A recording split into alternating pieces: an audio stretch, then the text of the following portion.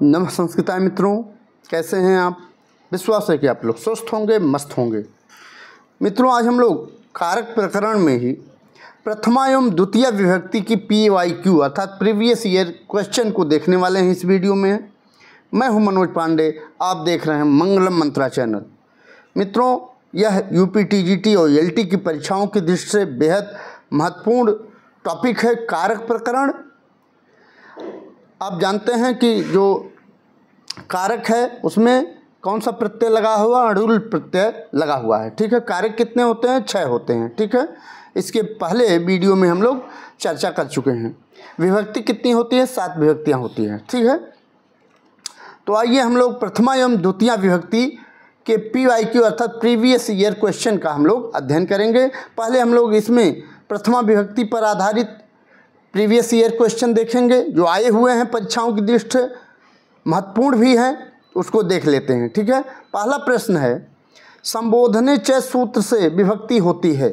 तो संबोधने च एक सूत्र है, जब शुरू में आप खोलेंगे तो प्रथमा में संबोधने च ऐसा आता है। संबोधन मतलब बुलाना। ठीक है, तो इसमें जो कहता है प्रथमा विभक्ति का उपयोग संबोधन करने में भी होता है, जैसे हे बालकाः, हे बालकों। ठीक, हे कन्या, हे कन्याओं, ये क्या है? संबोधन है। तो संबोधन में क्या लगता है? प्रथमा विभक्ति लगती है। संबोधन में क्या लगता है? प्रथमा विभक्ति लगती है, अर्थात ए ऑप्शन आपका सही हो जाएगा। ए ऑप्शन सही हो जाएगा। ठीक है, और यह देखिए 2009 में भी आया हुआ है। 2009 में ये प्रश्न आ चुका है कि संबोधने च सूत्र से विभक्ति होती है। तो संबोधने च प्रथमा विभक्ति होती है इसमें। ठीक है, किसी को अगर बुलाना हो तो उसमें प्रथमा विभक्ति लगती है। नेक्स्ट है, द्रोणो व्रीहि वाक्य में व्रीहि पद में कौन सी विभक्ति होती है? ठीक है, हो सकता है कभी कभी आपसे पूछ ले कि व्रीहि, व्रीहि का अर्थ भी पूछ सकता है। ठीक है, तो व्रीहि का अर्थ मतलब धान या चावल। ठीक है, इसका अर्थ ये है। अब पूछ रहा है व्रीहि पद में कौन सी विभक्ति है। यह कब आया है? 2010 में भी ये प्रश्न आ चुका है। 2010 के TGT के परीक्षा में ये प्रश्न आ चुका है।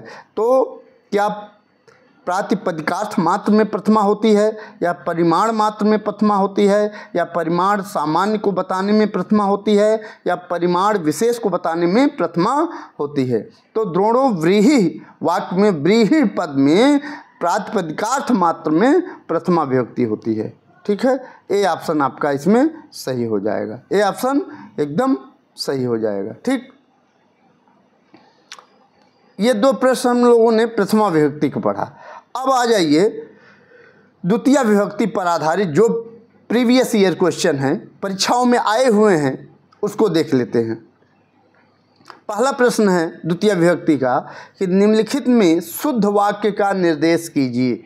शुद्ध वाक्य, तो द्वितीय विभक्ति आप दिमाग में बनाए रखें। यह भी देखिए 1900 TGT उनके परीक्षा जो 1999 में हुई थी उसमें ये प्रश्न आ चुका है कि निम्नलिखित में शुद्ध वाक्य का निर्देश कीजिए, अर्थात शुद्ध वाक्य बताइए। क्या कृष्णस् उभयतः गोपालाः सन्ति होगा, या कृष्णम उभयतः गोपालाः सन्ति होगा, या कृष्णेन उभयतः गोपालाः सन्ति होगा, या कृष्णात् उभयतः गोपालाः सन्ति होगा। ठीक है, तो आप लोग जानते हैं द्वितीय में, द्वितीय विभक्ति में द्वितीय विभक्ति लगती है किसमें? कर्ता में। ठीक है, तो यहाँ देखिए कृष्णस्, कृष्णस् में कौन सी विभक्ति लगी हुई है? षष्ठी लगी हुई है। तो यह भी आपका ए ऑप्शन भी गलत हो जाएगा। ठीक, अब कृष्णेन, यहाँ सी देखिए कृष्णेन में तृतीया लगी है, इसलिए यह भी कट जाएगा। कृष्णात् में पंचमी लगी है, इसलिए यह भी कट जाएगा। तो अगर 3 ऑप्शन आपके गलत हो जा रहे हैं तो सही आपको लगाना है, तो आंख मूंद करके बी ऑप्शन आप सही कर सकते हैं। ठीक है, बी ऑप्शन सही हो जाएगा। इसका उत्तर होगा कृष्णम उभयतः गोपालाः सन्ति। ठीक है, बी ऑप्शन आपका सही हो जाएगा। बी ऑप्शन सही हो जाएगा। नेक्स्ट है, गाम दोग्धि पयः बलिम भिक्षते वसुधाम। उपर्युक्त वाक्यों में क्रमशः गाम और बलिम ही कर्म कारक द्वितीय विभक्ति का विधायक सूत्र कौन सा है? ठीक है। किसमें पूछ रहा है?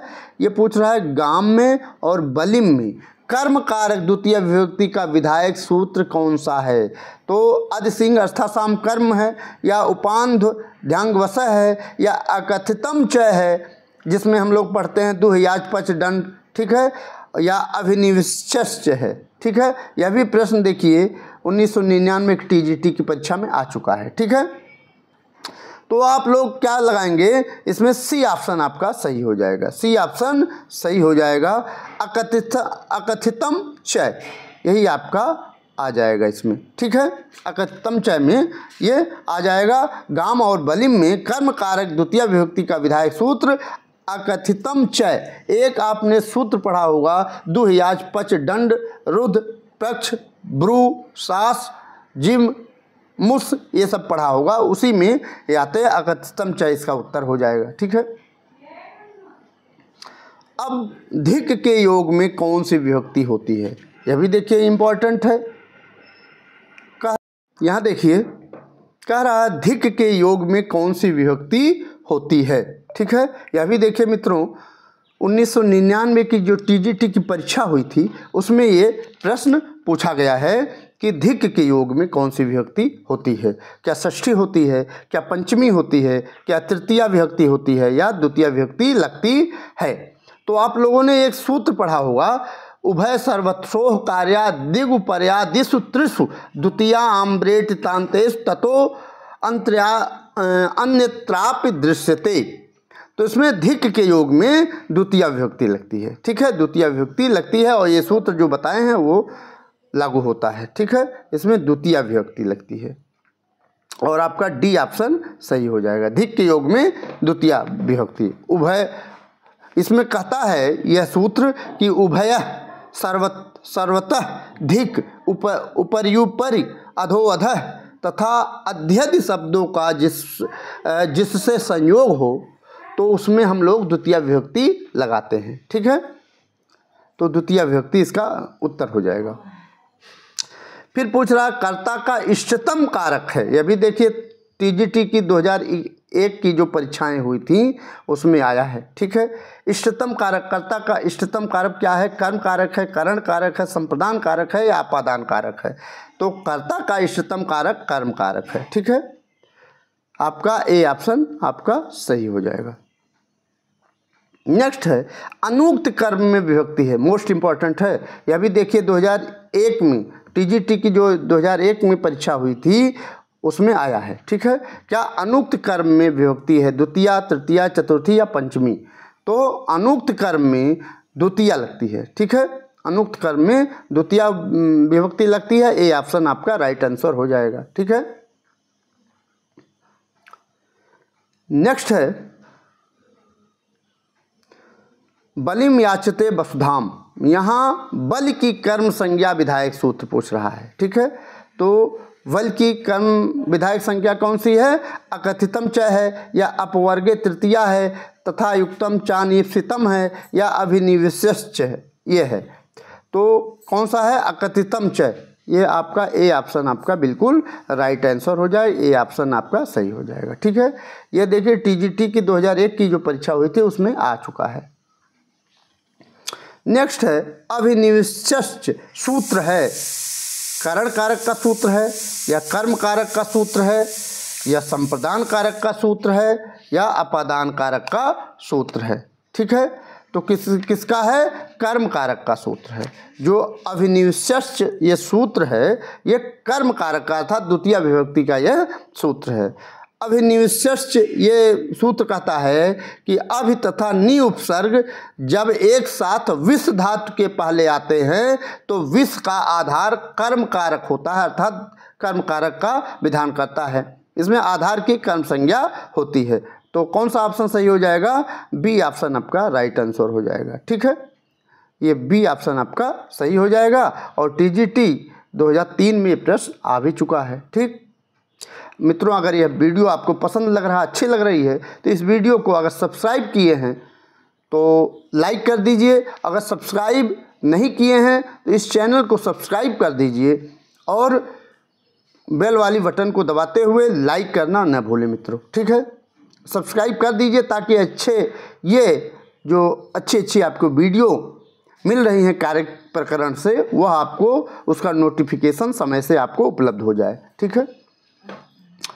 नेक्स्ट है, जब क्रुद्ध तथा द्रुह धातु उपसर्ग सहित हो। यहाँ देखिए ये इंपॉर्टेंट है, उपसर्ग रहित नहीं पूछ रहा है, यहाँ उपसर्ग सहित हो तो जिसके प्रति क्रोध या द्रोह किया जाता है वह होता है संप्रदान संज्ञा में होता है, या करण संज्ञा में होता है, या कर्म संज्ञा में होता है, या अपादान संज्ञा में होता है। ठीक है। यह भी देखिए TGT 2003 में प्रश्न पूछा गया है। ठीक है। उपसर्ग सहित होता, उपसर्ग रहित होता तो क्या लग जाता, संप्रदान अर्थात चतुर्थी लग जाती, लेकिन यहाँ पूछ रहा उपसर्ग सहित हो तो इसमें कर्म संज्ञा हो जाएगी। ठीक है। क्या हो जाएगी, कर्म संज्ञा हो जाएगी। ठीक है। सी ऑप्शन सही हो जाएगा। बहुत से मित्र क्रुद्ध और द्रुह देखेंगे तो यहाँ संप्रदान लगा देंगे, तो वो एकदम गलत हो जाएगा आपका। यहाँ पूछ रहा उपसर्ग सहित हो तो उपसर्ग सहित हो तो कर्म संज्ञा होगी, और उपसर्ग रहित होगा तो क्रुद्ध और द्रोह अर्थात क्रोध या द्रोह जब किया जाता है उसमें चतुर्थी लगती है, तो इसमें उत्तर क्या हो जाएगा, सी ऑप्शन कर्म संज्ञा में।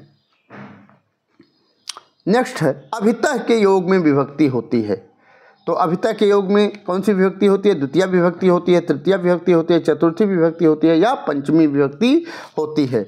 आप लोगों ने एक सूत्र पढ़ा होगा, अभितः परितः समयानिक्षा हा प्रति योगे अपि द्वितीया। ठीक है।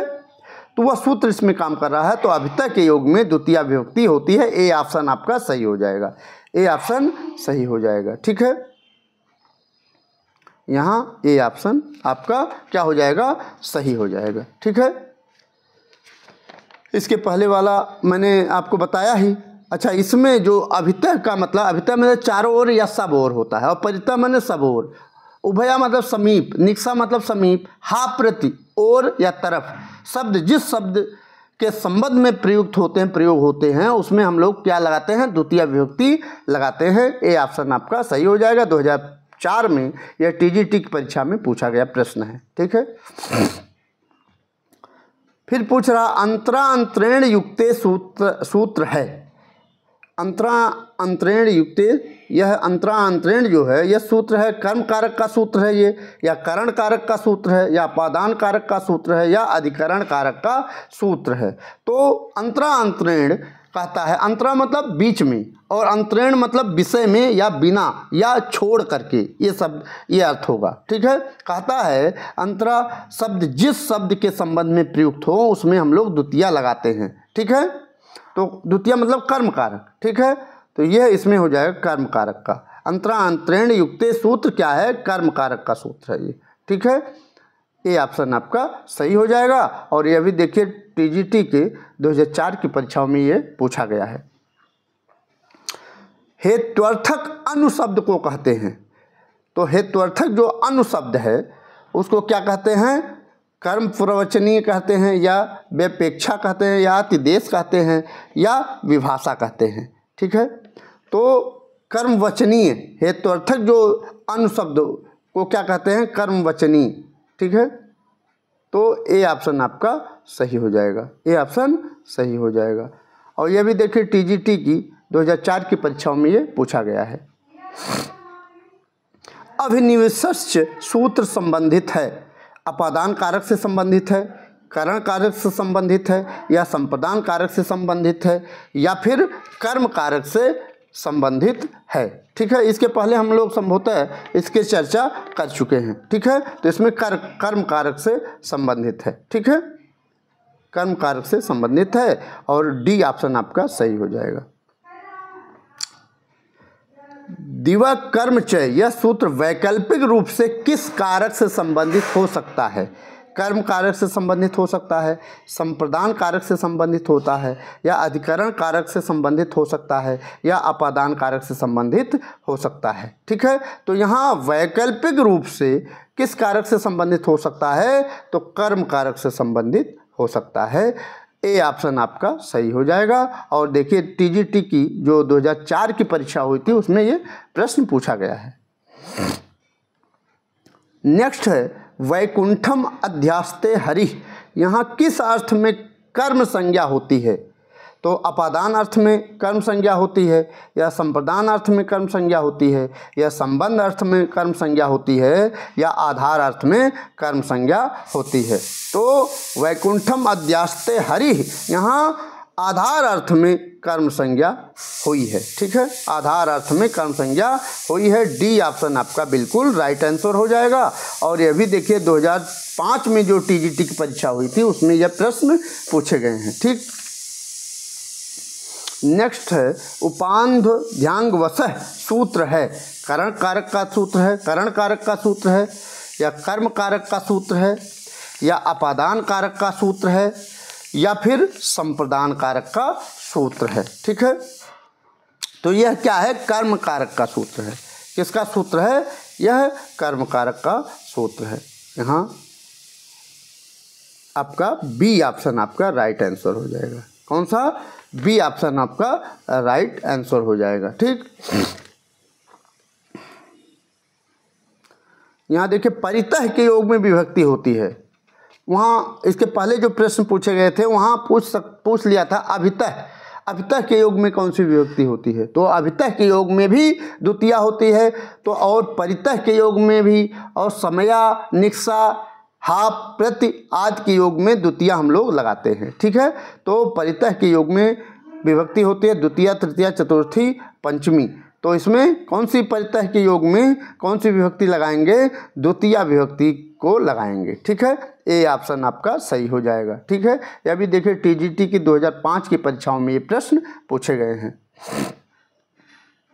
रामेण बाणेन हतः बाली, वाक्य में बाली कौन कारक है? बाली यहाँ रामेण, रामेण तो करता है, तो रामेण बाणेन हतः बाली, वाक्य में बाली कौन कारक है? करता है, कर्म है, प्रातिपदिक है, या करण है? यह भी देखिए 2010 में ये प्रश्न टीजीटी की परीक्षा में पूछा गया है। तो यह क्या हो जाएगा? कर्म। ठीक है, यह कौन सा कारक है? कर्म कारक है। बी ऑप्शन आपका सही हो जाएगा। फिर पूछ लिया है अभितः या सर्वतः, दोनों अलग अलग सूत्र हैं। अभितः अलग है, अभितः परितः समया निक्सा, और सर्वतः अलग है। ठीक है, सर्वस्व से शुरू होता है। के योग में कौन सी विभक्ति होती है? द्वितीया, तृतीया, चतुर्थी, या पंचमी? तो अभितः और या सर्वतः के योग में क्या कौन सी विभक्ति होती है? द्वितीया विभक्ति होती है। ठीक है, ए ऑप्शन आपका सही हो जाएगा। और यह भी 2010 की परीक्षाओं में जो टीजीटी की परीक्षा हुई थी उसमें पूछा गया प्रश्न है। गाम दोग्ध पयः में गाम की संज्ञा होती है, तो कर्म संज्ञा होती है, करण संज्ञा होती है, अधिकरण होता है, या अपादान? तो गाम में कौन सी संज्ञा होती है? कर्म संज्ञा होती है। कौन सी संज्ञा? कर्म संज्ञा होती है। ए ऑप्शन आपका सही हो जाएगा। और यह भी प्रश्न आपके टीजीटी की 2010 की जो परीक्षा हुई थी उसमें पूछा गया है। नेक्स्ट है कर्ता द्वारा अनिश्चित पदार्थ की क्या संज्ञा होती है? तो कर्ता द्वारा अनिश्चित पदार्थ की कर्म संज्ञा होती है। ठीक है, कौन सी संज्ञा होती है? कर्म संज्ञा होती है। ठीक है, बी ऑप्शन आपका सही हो जाएगा। कौन सा ऑप्शन? बी ऑप्शन सही हो जाएगा। और यह भी प्रश्न देखिए 2013 की जो टीजीटी की परीक्षा हुई थी उसमें प्रश्न पूछा गया है। नेक्स्ट है बलिम याचते वसुधाम, इस वाक्य में बलि में द्वितीया विभक्ति क्यों होती है? बलि में द्वितीया विभक्ति कह रहा है, क्यों होती है? तो बलि गौण कर्म है, सही है। अपादान आदि की विशेष विवक्षा नहीं अपितु अविवक्षा है, यह भी सही है। अकथितम च सूत्र से कर्म संज्ञा होती है, बिल्कुल सही है। तो ये अगर तीनों सही है तो उपयुक्त सभी कारणों से बल में द्वितीया विभक्ति होती है। ठीक है, तो ये आपका डी ऑप्शन बिल्कुल सही हो जाएगा। डी ऑप्शन बिल्कुल सही हो जाएगा। यह भी देखिए टीजीटी के जो 2013 में परीक्षा हुई थी उसमें ये प्रश्न पूछा गया है। फिर पूछ रहा है क्रिया अकर्मक होती है जब डैश डैश कर दिया है और गलत विकल्प चुनना है। ठीक है, यह भी देखिए टीजीटी की 2013 में जो परीक्षा हुई थी उसमें प्रश्न पूछा गया है। तो क्रिया अकर्मक होती है जब धातु का अर्थ बदल जाए, या जब धातु के अर्थ में कर्म समाविष्ट हो, या जब धातु का कर्म अत्यंत प्रसिद्ध हो, या जब कर्ता शब्दों से लिखा, यहाँ यहाँ मित्रों यहाँ कर्म कर लीजिए, यहाँ कर्म कर लीजिए, ठीक। यहाँ कर्म। अब पढ़िए, जब कर्म शब्दों से लिखा हो, जब कर्म शब्दों से लिखा हो तो यही गलत हो जाएगा। गलत विकल्प चुनना है, यहाँ पूछ रहा है, ये यहाँ कह रहा है गलत विकल्प चुनना है। तो यहाँ आप इसको कर्ता को काट करके क्या लिखेंगे, कर्म, ठीक है। यही आपका गलत हो जाएगा, ये, ठीक। यही आपका डी ऑप्शन सही हो जाएगा। ये सही है, ये सही है और ये सही है। डी ऑप्शन आपका गलत है और गलत विकल्प चुनना ही है। फिर कह रहा है व्याकरण में कर्म का मुख्य लक्षण क्या है। मुख्य लक्षण पूछ रहा है, कर्म का मुख्य लक्षण क्या है। तथा युक्तम चानीप्सितम है, या अकथितम च है, या कर्तुरीप्सितमम कर्म है, या हिकारोन अंतरस्याम है। तो आपका जो व्याकरण में कर्म का जो मुख्य लक्षण है वो कर्तुरीप्सितमम कर्म है, ठीक है। ये आपका सी ऑप्शन आपका राइट आंसर हो जाएगा। सी ऑप्शन राइट आंसर हो जाएगा। यह भी देखिए 2016 की परीक्षाओं में टीजीटी की जो परीक्षा हुई थी उसमें पूछा गया प्रश्न है। नेक्स्ट है कर्म संज्ञा विधायकम सूत्रम नास्ति। यहाँ अस्ति और नास्ति में जब आप परीक्षा देने जाते हैं तो वहाँ जरूर ध्यान दीजिएगा। कर्म विधायकम सूत्रम नास्ति, कर्म विधायक सूत्र नहीं है, यहाँ नास्ति है, इसको ध्यान दीजिएगा। तो कर्म विधायक सूत्र नहीं है, अभिनिवेश्य इसको हम लोगों ने पढ़ा है और ये कर्म विधायक सूत्र है। तथा युक्तम चानीप्सितम, यह भी कर्म संज्ञा करता है। अकथितम च, यह भी कर्म संज्ञा करता है। सहयुक्ते अप्रधानम, तो सहयुक्ते अप्रधानम तृतीया, तो यह तृतीया विभक्ति का विधान करता है। कौन, सहयुक्ते अप्रधाने, ये प्रधानम, सहयुक्ते अप्रधानम, ये कौन सी विभक्ति का विधायक सूत्र है, तो यह तृतीया विभक्ति लगाती है। तो यही आपका नास्ति पूछ रहा है, तो डी ऑप्शन आपका सही हो जाएगा। ए आपका जो है कर्म संज्ञा करता है, बी भी कर्म संज्ञा करता है और अकथितम च भी कर्म संज्ञा करता है। तो सहयुक्ते अप्रधानम यह तृतीया विभक्ति का विधान करता है, ठीक है, करण कारक का, ठीक है। तो डी ऑप्शन आपका सही हो जाएंगे। तो मित्रों आज यहीं तक। वीडियो कैसी लगी जरूर कमेंट बॉक्स में बताइएगा, लाइक ज़रूर कर दीजिएगा, सब्सक्राइब अगर चैनल को नहीं किए हैं तो ज़रूर कर दीजिएगा। मिलते हैं अगली वीडियो में, तब तक के लिए नमः संस्कृताय, वंदे मातरम।